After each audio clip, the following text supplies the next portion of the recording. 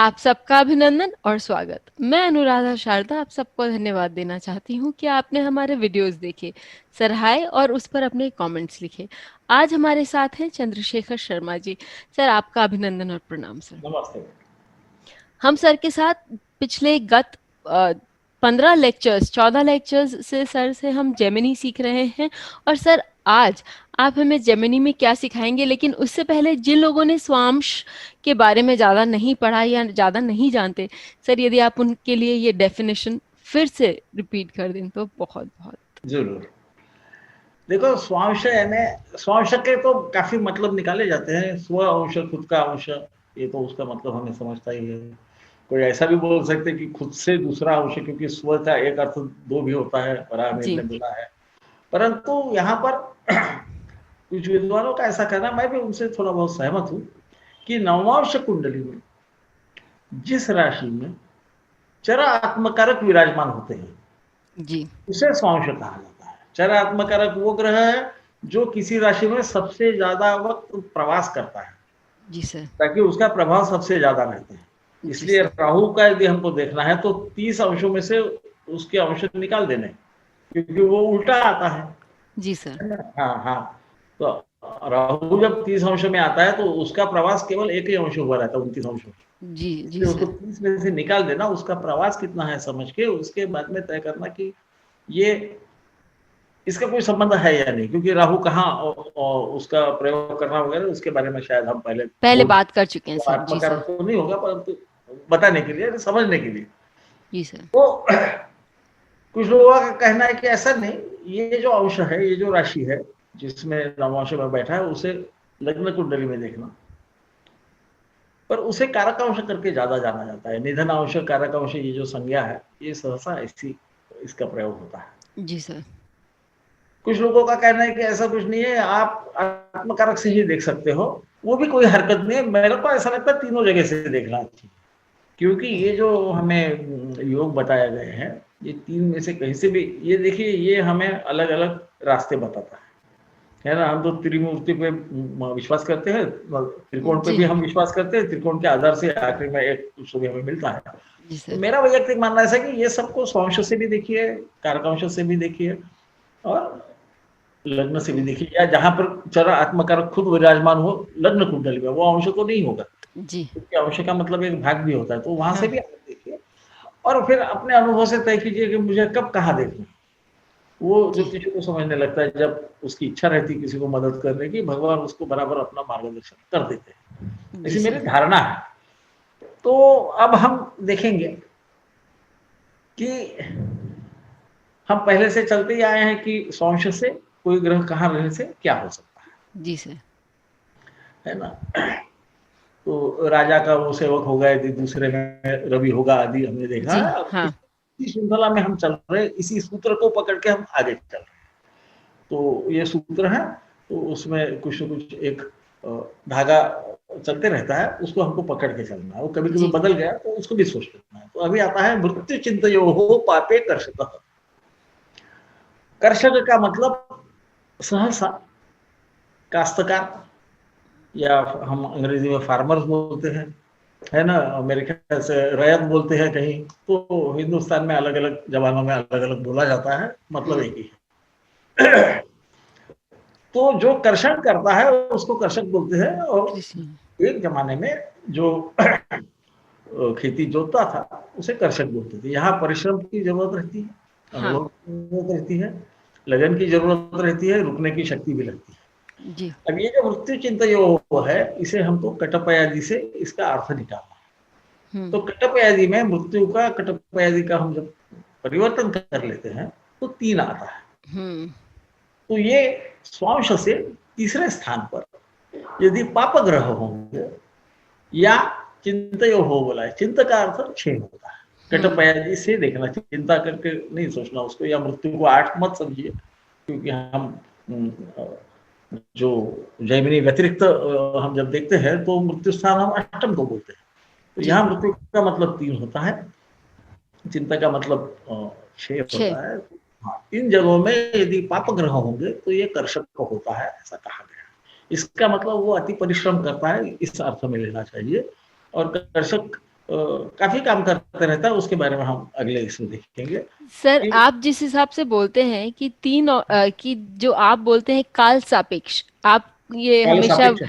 हाँ, हाँ तो सर मुझे ये पूछने का मन है आपसे कि सर आज के दौर में, पहले जिस समय ये सारी लिखी गई थी, ये सारी ग्रंथें, उस समय कृषि एक बहुत ही महत्वपूर्ण काम हुआ करता था, आज भी है, ऐसा नहीं है, बिल्कुल लेकिन उस बिल्कुल। समय लिमिटेड प्रोफेशंस होते थे।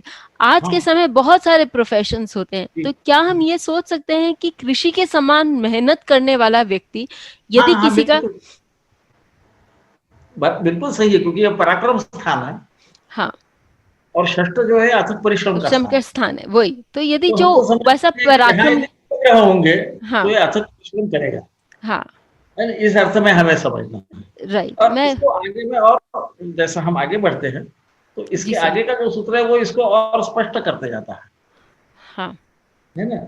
वो है समय गुरव विशेषेण। हम्म, समय यानी नौ, ये समझ लेना, क्योंकि कटपयादि है, तो यदि नवम में उसी समय गुरु भी हो हम्म, तो फिर ये बिल्कुल पक्का है कि ये कर्षक ही होगा। अब ये कर्षक होगा यानी क्या? तो गुरु क्या करता है, ये नवम में बैठा है, ये पंचम पे दृष्टि डालता है, ये तृतीय पे भी दृष्टि डालता है, ये लग्न पे भी दृष्टि डालता है ना? हम्म, पंचम भाव ये हम जो अनुभव से सीखते हैं, हमारे कम से कम जो शिक्षण हमें कुछ व्यवसाय देने के लिए काफी होता है, उससे आगे जब हम जाते हैं खुद की हाँ, मर्जी से और दुनिया से भी जब सीखते हैं, उसको पंचम भाव बोलते हैं। उसको मैं अंग्रेजी में एक्वायर्ड नॉलेज। नॉलेज, हाँ, तो गुरु वहां जब देखता है तो ये आए हुए अनुभव से सीखता है, हाँ, इसका शरीर बलिष्ठ रहता है। गुरु जब लग्न पे देखता है या लग्न में स्थित होता है तो बलिष्ठ शरीर रहता है। प्रभु रामचंद्र का लग्न में है ना, हम्म, उनकी लंबी विजय थी, ऐसा हमने कहा है तो सुना है। तो और तृतीय भाव में है तो ये कर्म अच्छे के लिए कुछ ना कुछ करेगा, क्योंकि जी, तृतीय या षष्टमी ही रहेगी ये पाप ग्रह। हाँ, मुझे ऐसा लगता है दोनों में रहे तो और अच्छा रहेगा। ऐसे जी, भी हम बोलते हैं 3, 6 और 11 में पाप ग्रह अच्छे मानते छेद, हाँ, हैं। तो ये मूल ज्योतिष के सिद्धांतों से बहुत अलग नहीं है, हालांकि ऐसा प्रथम दर्शनी हमें लगता है। जी सर, तो ये गुरु क्या करता है, कर्षक क्या करता है, ये मेहनत करता है, इसको काफी चीजें करनी पड़ती है। ऐसा तो इसको फायदा बहुत है, क्योंकि ये एक बीज लगाता है, डालता है, उसमें 100 बीज आ जाते हैं, तो हम बोलते 100 गुना है। पर उसको ऐसा है कि वातावरण के हिसाब से क्या बुआई करना जी, है ना? कोई खरपतवार आ गई तो इसको कैसा निकालना है, जी सर, हाँ, कोई उसपे कीड़े लग कीड़ों, गए, हाँ, कीड़े आ गए उसको खा गए, कोई अनेक प्रकार के रोग होते हैं, इसको भी कैसा करना है। इस वक्त बाजार में कीमतें क्या थी पिछले वक्त, इस वक्त मुझे ज्यादा कीमत मिलेगी या नहीं मिलेगी, ये सब अनुभव के ज्ञान का उसको प्रयोग करना पड़ता जी, है। ये जो भी करे उसको हम कर सकते समझे, जी उसमें सर, अथक परिश्रम ये एक चीज डेफिनेटली है, और एक मैं बताऊं कि छठवें में यदि पाप ग्रह होगा तो 12वें पे देखेगा, तो जी, ये रात के नींद को तो आपकी खराब करेगा पक्का, है ना? हम्म, तो 12वें स्थान को हम नींद का स्थान ध्यान बोलते हैं। बोलते हैं, जी सर, तो क्यों करेगा? क्योंकि अथक परिश्रम ये करेगा, ये बहुत मेहनत करेगा। नींद खराब करेगा का मतलब ऐसा बुरे अर्थ में मत लीजिए, जी सर, इसका अर्थ है कि ये बहुत मेहनत करना पड़ेगा इसको, और मेहनत करने की इसी इच्छा भी होगी। आजकल के जमाने में आईटी में जो है ना, वो सॉल्यूशन प्रोवाइडर्स वगैरह आप जिसको बोलते हैं, जी, वो इसी कैटेगरी में आएंगे। तो वो ये करते हैं रात में काम है ना, खासकर जो अभी हिंदुस्तान में कर रहे हैं बाहर देश के कंपनी के लिए, इनको रात में करना जी पड़ेगा। सर, और ये अनुभव से सीखते हुए उसमें जो गलतियां हैं उसको सुधारते जाएंगे, जी है सर, ना? वो देख रहा है। तो इस प्रकार से हम देखें तो उनको सबको हमको कर्षक में ही लेना चाहिए, उसी श्रेणी में रखना योग्य होगा, ऐसा मुझे लगता है। क्योंकि आजकल हजारों प्रकार के, कोई डॉक्टर भी बहुत मेहनत करता हो, जी है सर, ना, जहाँ उसको शारीरिक भी मेहनत करना पड़े और बौद्धिक भी करना पड़े, क्योंकि यहाँ गुरु आने के बाद विशेष है। 3-6 में तो शारीरिक मेहनत है, गुरु आते साथ बुद्धि का भी प्रयोग बुद्धि का करना। भी प्रयोग हो जाता है, जी सर, तो इसलिए फिर वो बोलते विशेषण, फिर तो पक्का होगा। तब पक्का हो गया, जी सर, हाँ, नहीं तो होगा, तो कैसा होगा, होगा भी नहीं भी होगा, पर यहाँ तो पक्का होगा, जी है ना? सर, इस अर्थ में जब हम लेंगे तो कर्षक का हमें अर्थ आज की समझ आया, परिस्थिति में समझ गया। फिर है उच्चे शुभे शुभ लोक। अब आ गया क्या? उच्चे, उच्चे का मतलब 12वां, नहीं तो इसको उच्च ग्रह समझ लेते हैं कई बार लोग, है ना? तो अलग अलग होते रहता है। तो उच्च शुभे शुभ लोकः, तो अभी आप हिंदी में बोलते हो तो बहुत आसान होता है, वो अंग्रेजी में जरा अबोर्ड आफ्टर डेथ वगैरह बोलना पड़ता है। तो हम कौन से लोक में जाएंगे हमारे मृत्यु के पश्चात, इसके बारे में अभी बात चल रही है। 12वें घर में यदि शुभ ग्रह रहे स्वांश से 12वें में, ये स्वांश से 12वां और भी काफी जगह आने वाला है।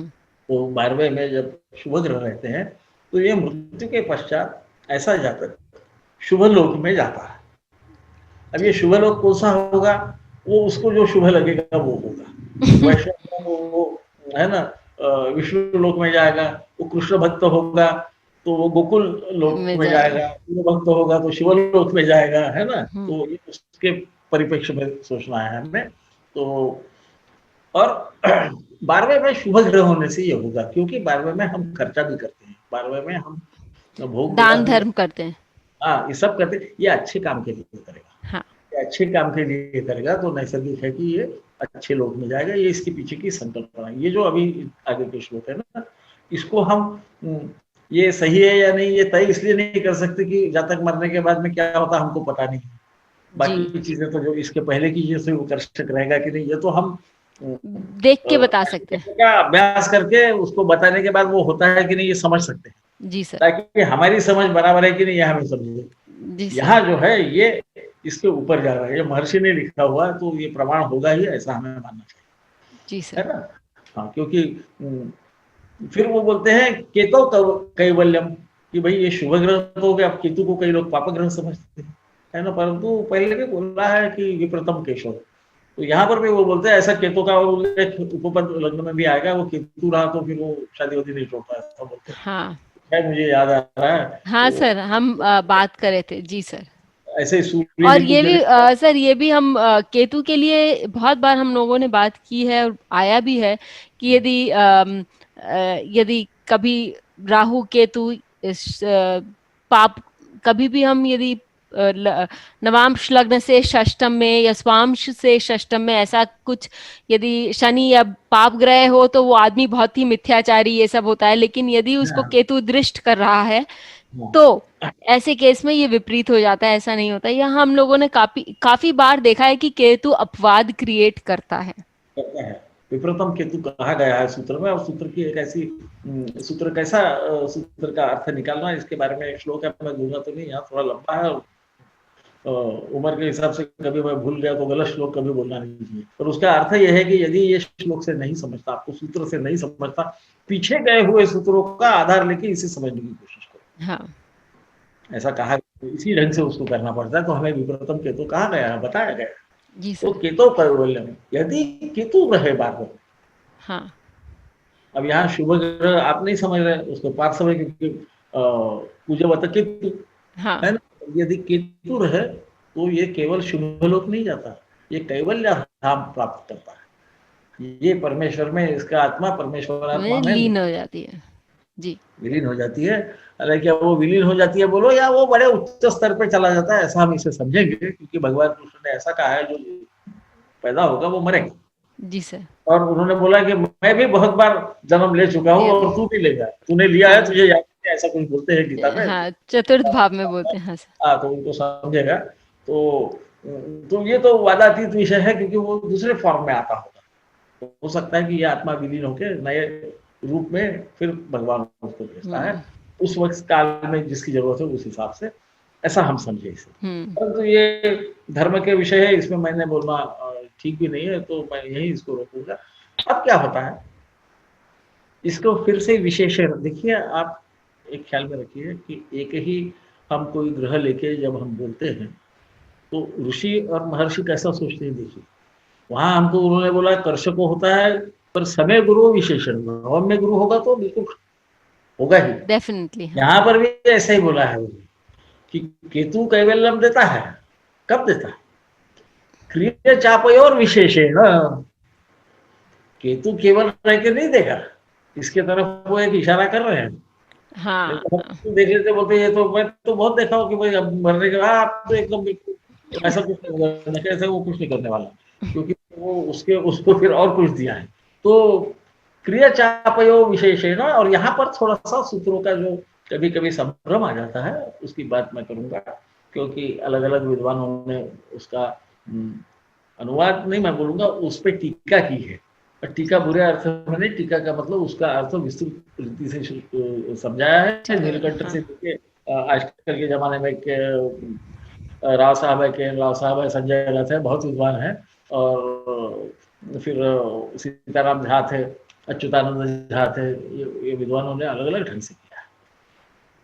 तो कुछ लोगों ने क्रिया का अर्थ संस्कृत में मेष होता है, और चाप का अर्थ, चाप धनु। यानी धनु, यानी बताने की जरूरत नहीं है, उसका मतलब धनु होता है। कुछ जी। लोगों ने उसको मेष और चाप यानी धनु ऐसा पकड़ा है कि वहां पर यदि केतु हो, स्वांश से 12वें में ये राशि होगी, उसमें केतु स्थित हो, तो ये हम क्या बोलते स्थिति हैं, बनती है। निश्चित कैवल्य को प्राप्त होता है, ऐसा कहा है। हम्म। पर मेरा मानना है कि ये शायद कुछ गड़बड़ हो गई, या फिर मेरी भी गलती हुई। मुझे याद है कि सर्वत्र सवर्ण भावा राशयश्च ऐसा कहा गया। जब भी भाव या राशि का कुछ जगह आएगी, वर्णन है। तो उसको वर्ण के अनुसार यानी कटपयादि से ही समझना, हाँ। ऐसा कहा गया है। जब हम ऐसा करते हैं तो फिर क्रिया का, जब हम कटपयादि से उसको समझना चाहते हैं तो 12 नंबर आता है, इसका मतलब मीन राशि। चाप को जब हम समझने की कोशिश करते हैं तो धनु नहीं आता, 4 आता है। कर्क। ये 4 जो संख्या है, ये हमें कर्क राशि बताती है। और वहां पर यदि केतु होगा, यहाँ राशि इसलिए बताते हैं कि भाव उन्होंने बता दिया है कि 12वें का होना है ना, वरना फिर हम बोलते कि ये भाव काय पर से नहीं, चतुर्थ भाव में क्यों नहीं बोले, वो भी सही रहा है। तो इसीलिए सूत्र को पहले क्या बोला, इसको हमको बार बार स्मरण करना चाहिए, वरना हम सूत्रों में गड़बड़ कर सकते हैं। और मैं भी करता होऊंगा, क्योंकि कोई बहुत बड़ा नहीं, महर्षियों का लिखा हुआ है, हम तो उसको समझने का प्रयास कर रहे हैं, सब मिलके, आप हम मिलके प्रयास करते हैं। तो इसमें इसका मतलब ये है कि यदि 12वें में स्वांश से केतु हो, और वहां पर जो राशि है, मीन या में ये मीन या कर्क कर्क हो, हो। तो फिर ये कैवल्य धाम को प्राप्त हो जाएगा। जी। जी। कैवल्य धाम को हम मुक्ति ऐसा मानते हैं, परंतु वो धाम यदि है तो वो धाम से बाहर भी निकल सकते, इसे न भूलिए। मैं धर्म के इस पर तो मैं थोड़ा सा आक्रमण कर रहा हूँ, या वहां जाने की कोशिश कर रहा हूँ, मेरी गलती हो गई तो महान लोग मुझे माफ कर देंगे। वो सोचे तो शायद उन्हें लगेगा मैं गलत भी नहीं बोल रहा हूँ। तो इसे हमें ध्यान रखना है। फिर अब ये हम सोचेंगे कि ये मीन और कर्क क्यों लिया, इसे भी हमने ज्योतिष होने के नाते सोचना चाहिए। ऐसा बोला है, मतभेदे मुनिना तू ज्योतिषे वैदिके तथा, ऐसा बोला हुआ है कि ऐसा यदि मतभेद होगा तो जो हमें फल देता है उसी को ग्राह्य करना। जी। ये मीन, कर्क और वृश्चिक। वृश्चिक, ये मोक्ष त्रिकोण है। जी। वृश्चिक क्या है, इसे आयुष स्थान और इसे मृत्यु स्थान कहते हैं। जी। यही मरना है, यही फिर से जीना हम्म। है ना, मरने के बाद हमको फिर से जीवन वहीं से प्राप्त होना है, इसे मत भूलिए। वो एक गहरी जगह है जहां से हम फिर से आते हैं। तो इसे थोड़ा हम यदि सोचेंगे, और ये होने से कर्क और मीन, मीन क्या है, हम यहाँ जन्म लेने की पहले की अवस्था, क्योंकि 12वें के बाद में पहला भाव आता है, ये पहले भाव में हमारा जन्म होता है। पहला भाव कुछ नहीं है, हमने जब पहले सांस ली उस वक्त हमारे सुदूर पूर्व में जो राशि क्षितिज पे उदित हो रही थी उसे ही हम लग्न बोलते हैं। उसके पहले हम कहाँ थे, तो हम उस लोक में थे, है ना, जो शुभ जो लोक, जो जो 12वां भाव है हमारा। जी सर। यहाँ आते थे, है ना। और हम सुख कहाँ प्राप्त करते, ये सब जन्म मरण के फेरे में से, ये हम चतुर्थ भाव में, ये माता भी है, ये सुख भाव भी है, तो इसीलिए उसे मोक्ष भाव कहा गया। जी सर। इसलिए ये मीन और कर्क मुझे ज्यादा सही लगा, सटीक लग रहा है, या उसे हम क्या बोलते हैं, लॉजिकल लगता है, न्यायपूर्ण लगता है। न्याय का मतलब तो संस्कृत में जब हम बोलते हैं तो न्याय का मतलब कानून मत समझिए, न्याय का मतलब लॉजिक होता है ना, तर्क में ये बराबर लगता है। तो मुझे ऐसा लगता है कि यदि केतु 12वें में, स्वांश से 12वें में मीन या कर्क राशि में हो, नवमांश राशि में, तो फिर ये जरूर कैवल्य को प्राप्त हो जाएगा। ऐसा महर्षि ने कहा है, ऐसा मेरा मानना है। इसको हम प्रयोग करके देख सकते हैं। उसको फिर कैसा समझना, तो मुझे ऐसा लगता है कि वो पूरा जो राशि चक्र है ना, उसका अंदाजा लेना चाहिए कि इसका नवम भाव कैसा है, पंचम, ये सचमुच अच्छे काम करेगा, बुरे करेगा, ये तो सोचे, क्योंकि आखिरी में तो कर्म के ही फल मिलेंगे, जी सर। है ना? तो हम्म। हाँ, अच्छा भी भाग्य लेके आने वाले यदि कर्म गड़बड़ करेंगे तो भगवान भी उनको नहीं लिखे जाने। तो मैं थोड़ा सा कभी कभी स्पष्ट बोल देता हूँ, वो मेरा दोष है। अब ये उम्र में आप उसको माफ करोगे, मुझे मालूम है। इसके सर बाद सर एक एज के बाद व्यक्ति जो है उनको लीगल लाइसेंस मिल जाता है हाँ स्पष्ट हाँ, करने का। तो उसका हम फायदा ले लेते हैं, अनड्यू एडवांटेज लेते हैं, तो लेना चाहिए, कभी कभी लेना चाहिए। तो राइट सर। इसके बाद जो बोलते हैं, ये छोटा सा ही है सूत्र, अंतिम सूत्र है इस भाषण में, पापेर अन्यथा, यदि पाप ग्रह होंगे तो ऐसा नहीं होगा। हम्म। अब देखो, इसमें बहुत सारी चीजें छुपी, इसलिए मैं इसलिए जोर दे रहा हूँ। है तो बहुत छोटी चीज है कि पाप ग्रह होंगे तो नहीं होगा, शुभ ग्रह होंगे तो शुभ लोक में जाएगा, केतु होंगे तो कैवल्य लोक में जाएगा, पाप में होगा बिल्कुल, ये तो सुस्पष्ट है कि नहीं जाएगा। हम्म। नहीं, पर ये इसलिए मैं इस पे ज्यादा जोर दे रहा हूँ कि हमारे में, मैंने देखा, मैं जब तरुण था तब मेरी भी ये प्रवृत्ति थी, थोड़ी कम थी, नहीं है, कि हम एक कुछ तो भी योग देख लेते थे और उसके ये फल है, इसमें हम बहुत खुश रहते थे। परंतु हम ये नहीं सोचते कि दूसरे भी ग्रह वहां पे कुछ कर रहे हैं। हाँ, वो मिक्सिंग ऑफ आपका द कलर्स सर, वो जैसे रंग अपना रंग डाल रहे हैं तो उसका वो वो सफेद और करेगा काला तो, मिल, हाँ। हाँ, तो शुभ ग्रह यदि केवल बैठे या केवल केतु बैठा है, परंतु उस पर यदि पाप की दृष्टि, तो क्या होगा? तो बोलते पापेर अन्यथा, तो समय गुरु वो रंग नहीं आएगा, ठीक वो है, रंग नहीं आएगा। पर पाप यदि ग्रह का वहां प्रभाव पड़े तो वो अन्यथा उसके फल रहेंगे। यहाँ जब वो बोल रहे हैं कि प्रभाव पड़ेगा, तो मुझे ऐसा लगता है कि कुछ लोगों का कहना है कि वहां यदि पाप ग्रह होंगे, तो मुझे ऐसा नहीं लगता। मुझे ऐसा लगता है कि पाप ग्रह का वहां प्रभाव होगा, तो और ये प्रभाव चूंकि हम नववंशों में देख रहे हैं हम्म। और हमारी ग्रह दृष्टि ये 30-30 अंशों से चलती है, जी। इसलिए मुझे ऐसा लगता है यहाँ पर राशि दृष्टि का प्रयोग करना, अच्छा। यानी चर राशि स्थिर राशि पे, स्थिर राशि चर राशि पे, बाजू के राशि पे दोनों भी नहीं दृष्टि डालते, और द्विस्वभाव राशि एक दूसरे को दूसरे पर। दृष्टि डालते जी। हैं। इसका प्रयोग यहाँ करना चाहिए जब हम पाप की बात करते हैं। जी सर। तो मुझे ऐसा लगता है कि ये अभी वो बहुत हम बच्चे सुंदर थे ना, तो सर। बहुत लंबा लेक्चर चल गया, तो हमारा जरा दिमाग भनभनाने लगता है, आपका भी भनभनाने लगा होगा। नहीं नहीं सर, बहुत सुंदर।